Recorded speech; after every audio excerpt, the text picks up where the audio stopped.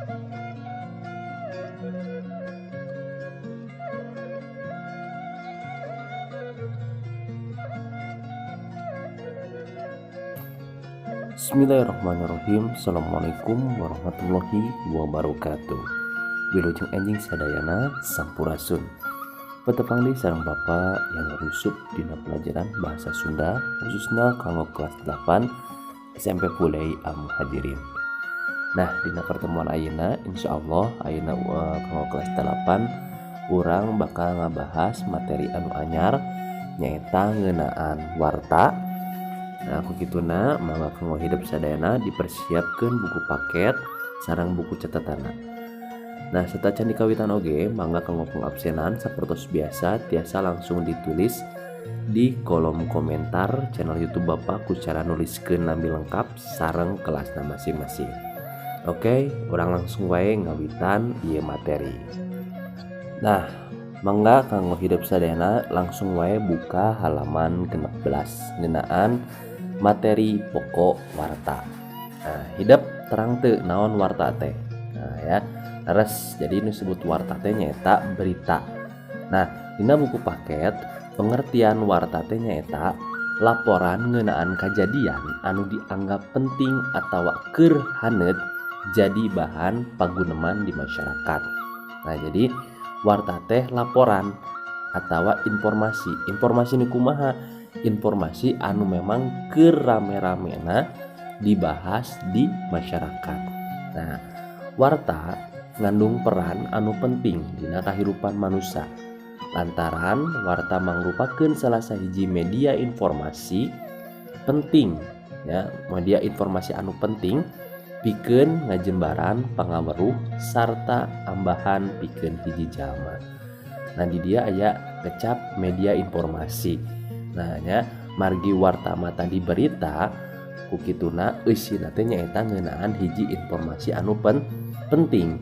Terus aya kecap di ngajembaran pangaweruh. Maksudna teh lamun bahasa Indonesia namanya nyaeta memperluas pengetahuan. Nah ya, jadi sekali deui tadi pengertian warta teh nyaeta laporan ngeunaan kajadian anu dianggap penting atawa informasi anu penting. Nah, kusabab warta teh penting pisan ya atawa mangrupakeun informasi anu penting kukituna aya sababaraha hal anu kudu diperhatikeun lamun urang bade nulis warta. Nah ya, naon wae sih hal-hal anu kudu diperhatikeun teh lamun urang bade nulis warta? Nah, kahiji kudu bisa milih sarta nangtukeun jejer anu pantes pikeun bahan wartakeuneun. Nah, artina nyaeta lamun urang bade ngadamel warta, urang kudu bisa milih tema anu memang pantes jang bahan berita. Jadi teu meunang sembarangan ya. Lamun urang bade milih hiji berita, kudu dipikirkeun bener-bener temana anu pantes. Nah, saeutikna aya dua hal anu nangtukeun pantes henteuna eta hal atawa eta pasoalan teh bisa dijieun warta. Naon wae? Nu kahiji nyaeta penting henteuna eta pasoalan. Nah, lamun urang bade ngadamel warta, pastikeun warta anu bade ditulis atau berita anu bade ditulis nyaeta kudu ngeunaan halna teh kudu anu penting ya. Pasoalan teh nyaeta kudu anu penting dipikanya ku masyarakat. Nah, terus nu kadua naon? Nu kadua eta naha eta jejer teh keur jadi puseur paniten masyarakat atawa henteu. Nah, jadi misalnya hidup bade nulis berita eta teh keur rame teu diperbincangkeun di masyarakat. Nah, sakirana eta berita memang henteu bakal rame diperbincangkeun di masyarakat, nah urang berarti kudu milarian jejer atawa tema anu sejen.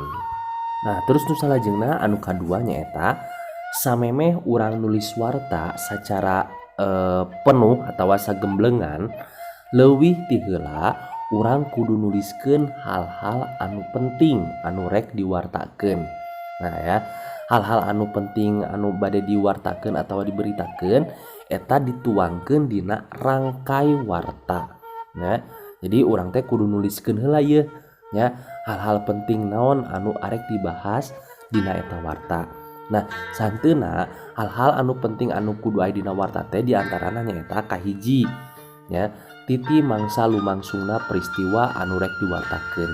Artina nyaeta waktu nya waktu anu waktu keur terjadina eta peristiwa. Anu kadua nyaeta sumber warta. Sumberna di mana?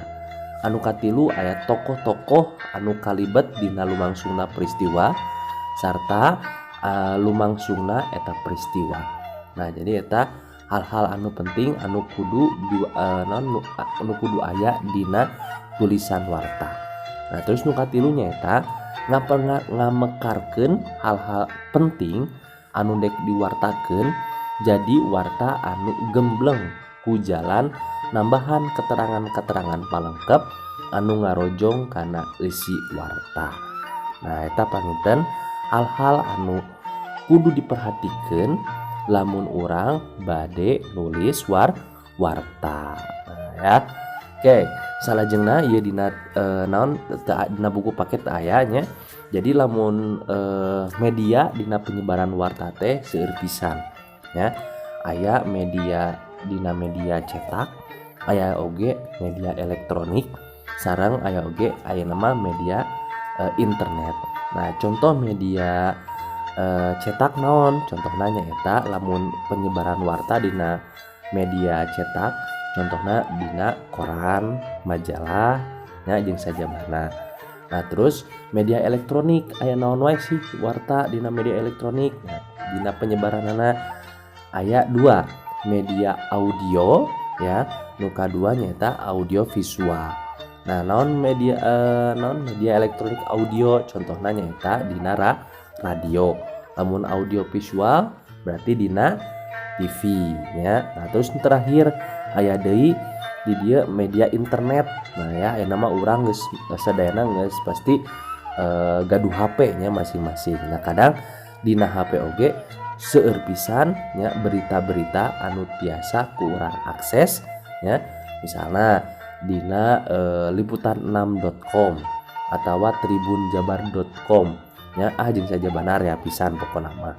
Nah, eta media dina nyebarkeun warta. Jadi aya 3 nya, kahiji nyaeta media cetak, kadua media elektronik, jeung katilu nyaeta media internet. Nah, itu panginten kanggo pembahasan dina pertemuan ayeuna. Sakali deui satacan ditutup, mangga kanggo pengabsenan tiasa langsung dituliskeun di kolom komentar channel YouTube Bapak. Nah, insyaallah minggu payun Bapak bakal masih ngebahas ngeunaan warta, ngeunaan hal-hal nu kudu diperhatikeun lamun hidup bade nepikeun atawa menyampaikan warta secara langsung. Nah, kitu panginten kanggo pembahasan ayeuna. Sakali dia hapunten bilaya kelepatan. Assalamualaikum warahmatullahi wabarakatuh. Sampurasun.